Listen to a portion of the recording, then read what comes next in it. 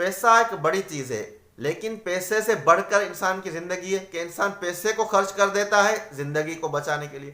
پھر زندگی سے بھی بڑی چیز ہے اللہ کی رضا، کہ انسان اپنی جان بھی دے دیتا ہے اللہ کی رضا کو خریدنے کے لیے۔